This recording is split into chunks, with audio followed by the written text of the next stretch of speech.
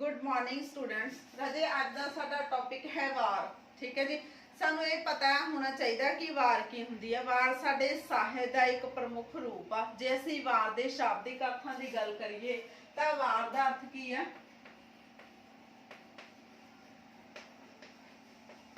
वार करना,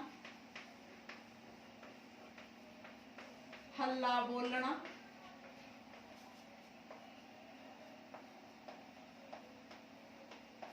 ठीक है जी, निशावर होना,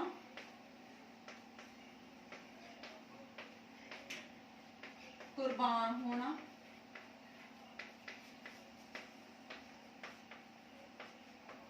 ठीक है जी। वार का अर्थ है वार करना, हल्ला बोलना, निशावर होना या कुर्बान होना। वार दे लई कोई इतिहासिक सूरमा हुंदा जिहड़ा कि युद्ध दे विच जां जंग दे मैदान दे विच शहीद हुंदा। ठीक है जी। हुण असीं नैक्सट गल करदे आ वार दे तत्त।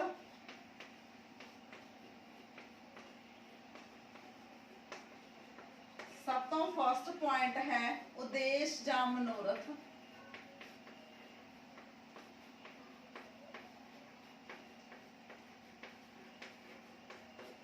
जे असीं वार की गल करिए तो वार का कोई ना कोई उद्देश्य जां मनोरथ हुंदा। ठीक है जी। जिवें असीं वार की गल करते हैं, साडे पंजाबी साहित्य दे विच सब तो जिहड़ी प्रमुख प्रसिद्ध वार आ वो गुरु गोबिंद सिंह जी की झंडी दी वार लिखी गई है। ठीक है जी।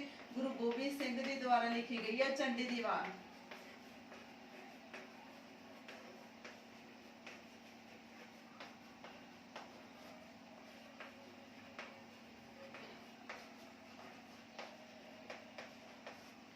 साडे 10वें गुरु गोबिंद सिंह जी ने झंडी की वार लिखी है। जे असीं इस वार की गल करिए तो इस वार दे विच दुर्गा देवी ते राक्षसां दे युद्ध का वर्णन किया गया। ठीक है। इहदा मुख उद्देश्य जां मनोरथ की गल करते हैं कि वार का कोई ना कोई मुख उद्देश्य जां मनोरथ हुंदा। जिवें पुराने समय दे विच जदों जंग दे लई जिहड़े योद्धे सी ओह तैयार हुंदे सी तां उहनां नूं जंग दे लई तैयार करन दे लई जां जंग दे विच कुर्बान होण दे लई जां जंग दे विच वध चढ़ के हिस्सा लैण दे लई उन्होंने वारां सुनाईयां जांदियां सी। ठीक है जी। मतलब वार सुना के उन्होंने युद्ध के मैदान दे विच लड़न दे लई तैयार किया जाता सी। नैक्सट है सेकंड पॉइंट है पात्र चित्रण।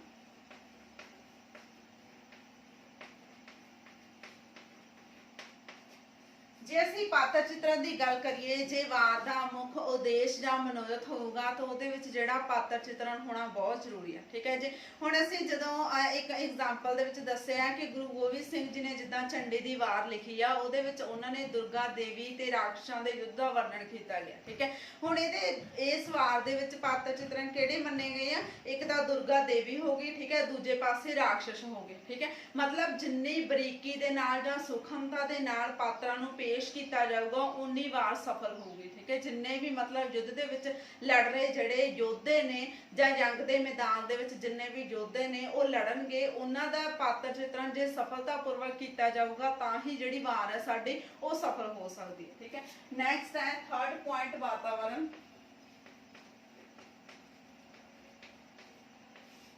जे असीं वातावरण की गल करिए तो वातावरण दे विच आउंदा है कि जिद्दां असीं वार लिखनी आ उस समय दे विच वार लिखण दे लई जिहड़ा साडा वातावरण आ वो किहो जिहा होना चाहिए। ठीक है।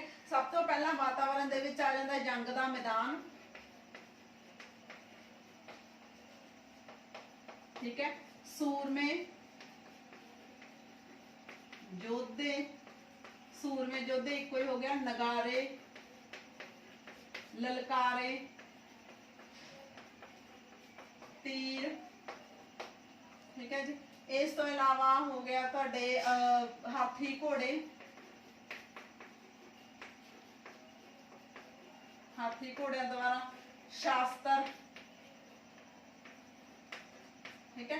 मतलब ये चीज़ों का होना बहुत जरूरी है। जिवें जे असीं वार की गल करिए तो वार के वातावरण दे विच जिस तरह जंग के मैदान दे विच जिहड़ियां चीज़ां वरतियां जांदियां ने ਉਹ वार दे विच ही आउणगीआं। ठीक है। जिवें जंग के मैदान दे विच तुसीं देख सकते हो जिवें गुरु गोबिंद सिंह जी ने झंडी की वार दी अपने जंग के मैदान दे विच जिहड़ी वार दे विच उन्हां ने गल कीती है, जिस तरह का माहौल सी उत्थे, जिस तरह का वातावरण सी, उन्हां दे बारे दस्सिआ गया। जिवें जंग का मैदान होऊगा उहदे विच योद्धे भी होणगे, तीर भी होणगे, तेज ललकारे भी ਵੱਜਣਗੇ, ठीक है, करुणामय दृश्य भी होगा, योद्धे मरनगे भी, ठीक है। इस ਤੋਂ ਇਲਾਵਾ ਜਿਹੜੇ ਸ਼ਾਸਤਰ ਹੁੰਦੇ ਆ ਜਿਵੇਂ ਤੀਰ ਹੋ ਗਏ, ਤੀਰ ਕਮਾਨ ਹੋ ਗਏ, ਠੀਕ ਹੈ, ਜਾਂ ਕਿਰਪਾਨਾਂ ਹੋ ਗਿਆ ਜਿਹਦੇ ਨਾਲ ਆਪਸੀ ਯੁੱਧ ਲੜਿਆ ਜਾਂਦਾ, ਠੀਕ ਹੈ। ਨੈਕਸਟ ਹੈ ਬੰਦੀ। ਜੇ ਅਸੀਂ ਛੰਦਾਬੰਦੀ ਦੀ ਗੱਲ ਕਰੀਏ ਤਾਂ ਛੰਦਾਬੰਦੀ ਦੇ ਵਿੱਚ ਸਾਡੇ ਛੰਦ ਵਰਤੇ ਜਾਂਦੇ ਆ, ਠੀਕ ਹੈ ਜੀ। ਜੇ ਹੁਣ ਅਸੀਂ ਛੰਦਾਬੰਦੀ ਦੀ ਗੱਲ ਕਰੀਏ ਤਾਂ ਜਿਹੜੀ ਸਾਡੀ ਵਾਰ ਹੈ ਉਹ ਪੌੜੀਆਂ ਦੇ ਵਿੱਚ ਲਿਖੀ ਜਾਂਦੀ ਹੈ।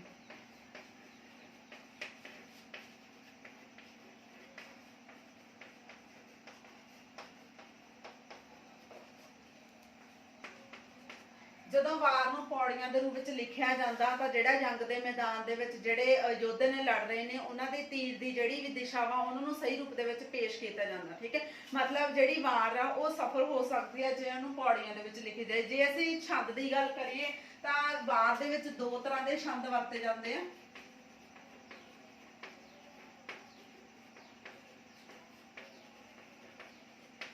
ਵਾਰ ਲਿਖਣ ਦੇ ਲਈ ਦੋ ਤਰ੍ਹਾਂ ਦੇ ਛੰਦ ਵਰਤੇ ਗਏ ਆ। ਸਭ ਤੋਂ ਪਹਿਲਾ ਹੈ ਨਿਸ਼ਾਨੀ ਛੰਦ,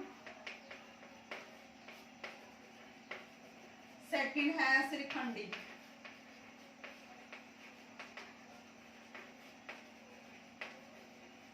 ਠੀਕ ਹੈ ਜੀ। ਵਾਰ ਜਿਹੜੀ ਉਹ ਪੌੜੀਆਂ ਦੇ ਵਿੱਚ ਲਿਖੀ ਜਾਂਦੀ ਹੈ। ਵਾਰ ਦੇ ਵਿੱਚ ਦੋ ਛੰਦ ਵਰਤੇ ਜਾਂਦੇ ਆ ਖਾਸ ਤੌਰ ਤੇ। ਸਭ ਤੋਂ ਫਸਟ ਹੈ ਨਿਸ਼ਾਨੀ ਛੰਦ, ਸੈਕਿੰਡ ਹੈ ਸਿਰਖੰਡੀ ਛੰਦ, ਠੀਕ ਹੈ। ਨੈਕਸਟ ਹੈ ਬੋਲੀ ਕਿੱਦਾਂ ਦੀ ਹੋਣੀ ਚਾਹੀਦੀ ਹੈ, ਉਹਦੇ ਵਿੱਚ ਮਿਠਾਸ, ਜੋਸ਼ ਤੇ ਸਰਲਤਾ, ਠੀਕ ਹੈ ਜੀ। ਜੇ ਅਸੀਂ ਵਾਰ ਦੀ ਬੋਲੀ ਦੀ ਗੱਲ ਕਰੀਏ ਤਾਂ ਵਾਰ ਲਿਖਣ ਦੇ ਲਈ ਜਿਹੜੀ ਬੋਲੀ ਆ ਉਹ ਮਿੱਠੀ ਵੀ ਹੋਣੀ ਚਾਹੀਦੀ ਹੈ, ਠੀਕ ਹੈ ਜੀ। ਉਹਦੇ ਵਿੱਚ ਜੋਸ਼ ਵੀ ਹੋਣਾ ਚਾਹੀਦਾ। ਜਿਸ ਤਰ੍ਹਾਂ ਯੁੱਧ ਦਾ ਵਰਣਨ ਕਰਨਾ ਵਾਰ ਦੇ ਵਿੱਚ, ਤੇ ਉਹਦੇ ਲਈ ਜਿਹੜੇ ਆਪਸੀ ਯੋਧੇ ਆਪਸ ਦੇ ਵਿੱਚ ਲੜ ਰਹੇ ਆ, ਮਤਲਬ ਵਾਰ ਪੜਨ ਦੇ ਨਾਲ ਇਸ ਤਰ੍ਹਾਂ ਪੈਦਾ ਹੋਣਾ ਚਾਹੀਦਾ ਵੀ ਉਹਨਾਂ ਯੋਧਿਆਂ ਦੇ ਵਿੱਚ ਬਹੁਤ ਜ਼ਿਆਦਾ ਜੋਸ਼ ਪੈਦਾ ਹੋਇਆ, ਠੀਕ ਹੈ, ਤੇ ਸਰਲਤਾ ਵੀ ਹੋਣੀ ਚਾਹੀਦੀ ਹੈ, ਠੀਕ ਹੈ। ਨੈਕਸਟ ਗੱਲ ਕਰਦੇ ਹਾਂ ਅਸੀਂ ਅਲੰਕਾਰ ਤੇ ਬਿੰਬ।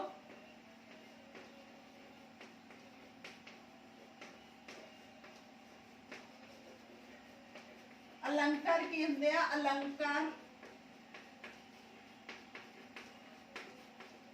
कविता दे ओ गहने हैं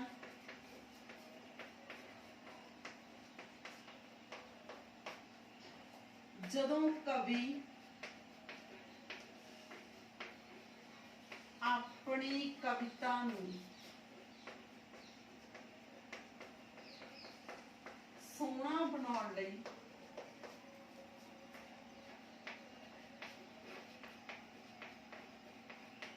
सहजमय जुगतां दी वरतों करदा है।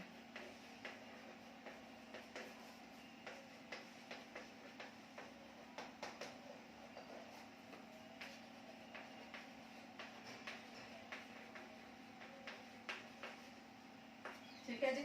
ਹੁਣ ਅਸੀਂ ਗੱਲ ਕਰਦੇ ਹਾਂ ਅਲੰਕਾਰ ਤੇ ਬਿੰਬ ਦੀ। ਮਤਲਬ ਵਾਰ ਲਿਖਣ ਦੇ ਲਈ ਅਲੰਕਾਰ ਤੇ ਬਿੰਬ ਵੀ ਵਰਤੇ ਜਾਂਦੇ ਆ। ਅਲੰਕਾਰ ਕੀ ਆ? ਅਲੰਕਾਰ ਕਵਿਤਾ ਦੇ ਗਹਿਣੇ ਆ, ਠੀਕ ਹੈ। ਜਦੋਂ ਜਿਹੜਾ ਕੋਈ ਵੀ ਕਵੀ ਆ, ਠੀਕ ਹੈ, ਉਹ ਆਪਣੀ ਰਚਨਾ ਨੂੰ ਲਿਖਦਾ ਤੇ ਆਪਣੀ ਰਚਨਾ ਨੂੰ ਲਿਖਦੇ ਸਮੇਂ ਉਹਦੇ ਵਿੱਚ ਸੌਜਮਈ ਜੁਗਤਾਂ ਦੀ ਵਰਤੋਂ ਕਰਦਾ।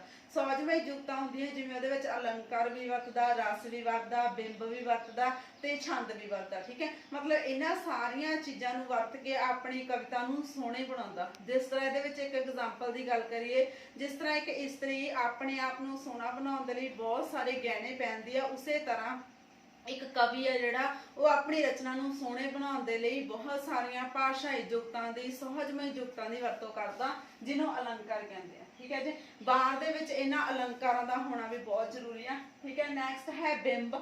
ਬਿੰਬ ਕੀ ਆ? ਬਿੰਬ ਜਿਵੇਂ ਨਾਦ ਬਿੰਬ ਹੋ ਗਿਆ, ਚਿੱਤਰ ਬਿੰਬ ਹੋ ਗਿਆ, ਠੀਕ ਹੈ। ਮਤਲਬ ਜਿਹੜਾ ਕਵੀ ਆ ਉਹ ਆਪਣੀ ਰਚਨਾ ਦੇ ਵਿੱਚ ਬਿੰਬਾਂ ਦੀ ਵਰਤੋਂ ਵੀ ਕਰਦਾ। ਜਦੋਂ ਜਿਹੜਾ ਕੋਈ ਵੀ ਪਾਠਕ ਜਾਂ ਦਰਸ਼ਕ ਵਾਰ ਪੜ੍ਹ ਰਿਹਾ ਹੁੰਦਾ, ਠੀਕ ਹੈ, ਵਾਰ ਪੜ੍ਹਦੇ ਸਮੇਂ ਮਤਲਬ ਜਿਹੋ ਜਿਹਾ ਦ੍ਰਿਸ਼ ਵਾਰ ਦੇ ਵਿੱਚ ਪੇਸ਼ ਕੀਤਾ ਗਿਆ ਉਹੋ ਜਿਹਾ ਦ੍ਰਿਸ਼ ਉਹਦੇ ਅੱਖਾਂ ਦੇ ਸਾਹਮਣੇ ਘੁੰਮਣ ਲੱਗ ਜਾਂਦਾ, ਠੀਕ ਹੈ। ਜਾਂ ਨਾਦ ਬਿੰਬ ਹੋ ਗਿਆ, ਜਿਵੇਂ ਜਿਹੜੇ ਆਪਾਂ ਨਗਾਰਿਆਂ ਦੀ ਗੱਲ ਕਰੀਏ ਜਾਂ ਸ਼ਸਤਰਾਂ ਦੀ ਗੱਲ ਕਰੀਏ, ਤੀਰ ਕਮਾਨਾਂ ਦੀ ਗੱਲ ਕਰੀਏ, ਜਦੋਂ ਤੀਰ ਕਮਾਨ ਵੱਜਦੇ ਆ ਮਤਲਬ ਉਹਨਾਂ ਦੀ ਜਿਹੜੀ ਆਵਾਜ਼ ਆ ਉਹ ਪਾਠਕਾਂ ਜਾਂ ਦਰਸ਼ਕਾਂ ਦੇ ਕੰਨਾਂ ਤੱਕ ਗੂੰਜਦੀ ਆ, ਠੀਕ ਹੈ। ਇਸ ਤਰ੍ਹਾਂ ਜਿਹੜੇ ਅਲੰਕਾਰ ਤੇ ਬਿੰਬ ਵਰਤੇ ਜਾਂਦੇ ਨੇ। ਨੈਕਸਟ ਹੈ ਰਸ ਕੀ ਹੈ? ਇੱਕ ਸਹਿਜਮਈ ਆਨੰਦ ਆ,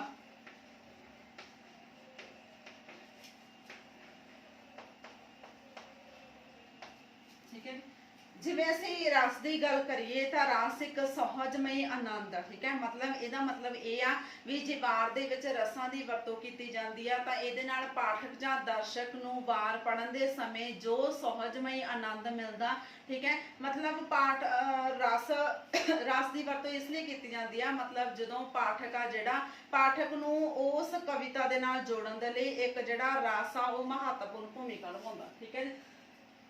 ਵਾਰ ਦੇ ਵਿੱਚ ਕਿਹੜੇ ਕਿਹੜੇ ਰਸਾਂ ਦੀ ਵਰਤੋਂ ਕੀਤੀ ਜਾਂਦੀ ਹੈ? ਨੈਕਸਟ ਹੈ ਵਿੱਚ ਖਾਸ ਤੌਰ ਤੇ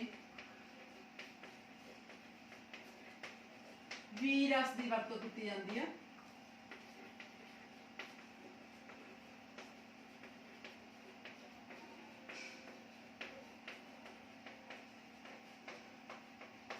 ਠੀਕ ਹੈ ਜੀ। ਜੇ ਰਸ ਦੀ ਗੱਲ ਕਰੀਏ ਸਹਿਜਮਈ ਆਨੰਦ ਆ, ਵਾਰ ਦੇ ਵਿੱਚ ਖਾਸ ਤੌਰ ਤੇ ਵੀਰ ਰਸ ਦੀ ਵਰਤੋਂ ਕੀਤੀ ਜਾਂਦੀ ਹੈ, ਠੀਕ ਹੈ ਜੀ।